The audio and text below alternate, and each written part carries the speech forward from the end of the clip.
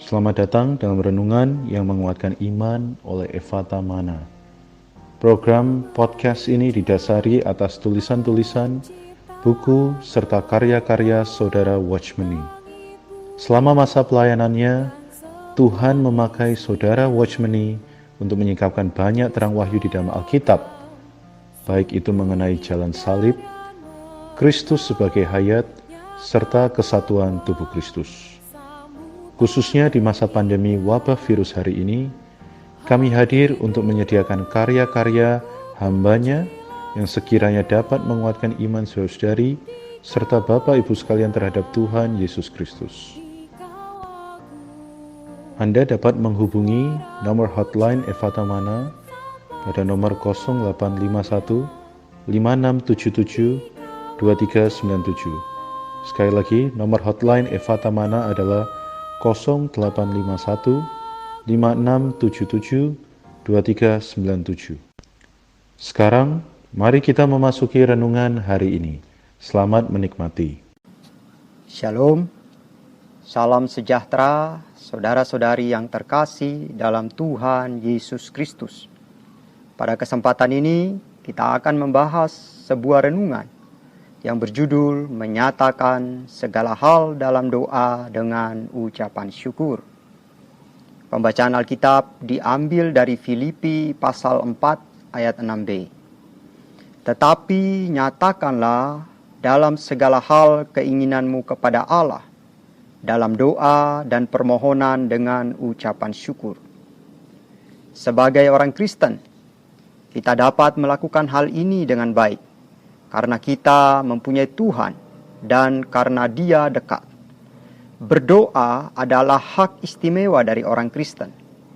Kita tidak hanya dapat berdoa untuk perkara-perkara besar atau hanya untuk perkara-perkara kecil. Kita dapat berdoa untuk segala hal. Oh, saudara-saudari, Allah kita adalah Allah yang mau mendengarkan segala hal di dalam doa. Hidup di dalam dunia, ada banyak persoalan yang dialami umat manusia. Tidak terkecuali orang-orang Kristen. Ada persoalan keluarga, ekonomi, kesehatan, pekerjaan, dan masih banyak lagi persoalan hidup lainnya yang membuat kita khawatir, tertekan, takut, cemas, dan sedih. Kita mungkin telah mencoba memberitahukan persoalan-persoalan kita kepada orang lain.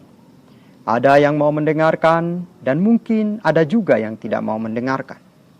Kalaupun mendengarkan, belum tentu memberikan jalan keluar kepada kita.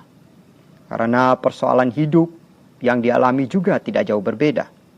Saudara-saudari, ingatlah, kita memiliki Allah yang mau mendengarkan segala persoalan kita di dalam doa.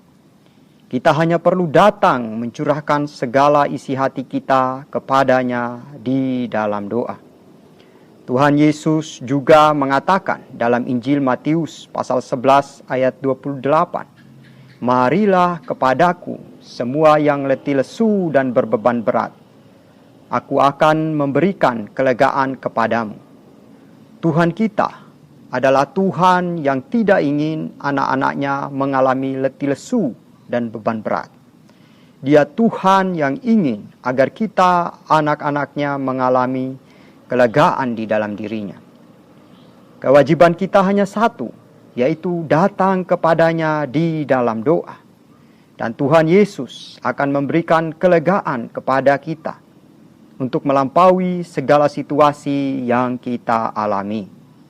Kita tidak perlu merangkai kata-kata yang indah. Datang saja kepadanya. Beritahukanlah situasi kita apa adanya. Kita tidak perlu khawatir, karena kita dapat mempercayakan segala sesuatu kepada Allah melalui doa. Doa itu jalan keluarnya. Allah itulah jalan keluar kita. Kita dapat berdoa kapan saja dan di mana saja. Entah kita sedang menyetir kendaraan, mencuci, memasak, ataupun aktivitas-aktivitas lain yang kita kerjakan. Kita bisa berdoa memberitahukan kepada Allah. Tidak perlu harus masuk ke dalam kamar dulu baru berdoa. dimanapun dan kapanpun kita dapat berdoa. Rasul Paulus menulis surat kepada kaum beriman di Filipi, tidak sedang dalam situasi dan lingkungan yang menyenangkan, melainkan berada di dalam penjara di Roma. Kita tahu bahwa penjara bukanlah tempat yang menyenangkan, pasti adalah tempat yang menyengsarakan dan membatasi seseorang. Namun Rasul Paulus telah belajar datang kepada Tuhan melalui doa, sehingga dalam penjara dia dikuatkan. Bahkan dia dapat menuliskan surat kepada kaum beriman di Filipi. Di dalam Filipi pasal 4 ayat 4 dikatakan, bersukacitalah senantiasa di dalam Tuhan. Sekali lagi kukatakan, bersukacitalah. Bagaimana Paulus bisa menulis perkataan dorongan bersukacitalah senantiasa? Pasti dia adalah orang yang bersukacita. Bagaimana dia dapat bersukacita? Pasti dia adalah seorang yang mengatakan segala hal kepada Tuhan di dalam doa. Sehingga penjara tidak menjadi tempat yang membuat dia bersedih, melainkan membuat dia tetap dapat bersukacita di dalam Tuhan. Tuhan menjadi sukacitanya di dalam doa. Oh saudari, nyatakanlah segala hal di dalam doa. Selain doa, ada hal yang sangat penting yang perlu menjadi perhatian kita. Alkitab tidak hanya menyebutkan doa dan permohonan, tetapi juga ucapan syukur. Kita harus ingat bahwa segala sesuatu yang menimpa kita terima dari tangan yang berlubang oleh paku.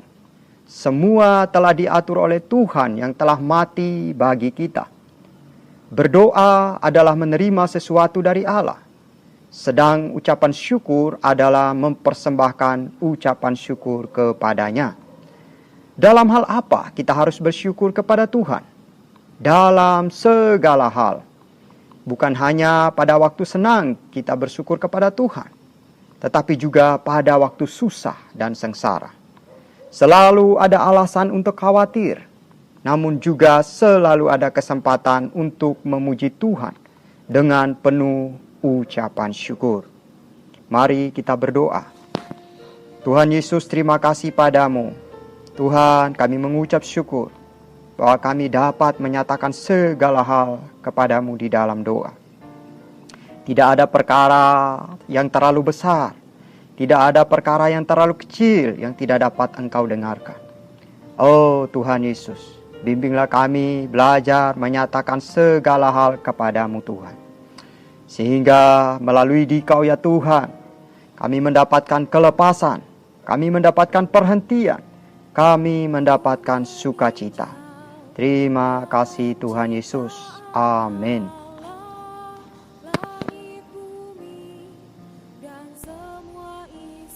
Puji Tuhan, kiranya podcast Renungan Efata Mana ini dapat menguatkan dan menghibur saudara-saudari, Bapak Ibu sekalian di tengah situasi yang sangat sulit hari ini.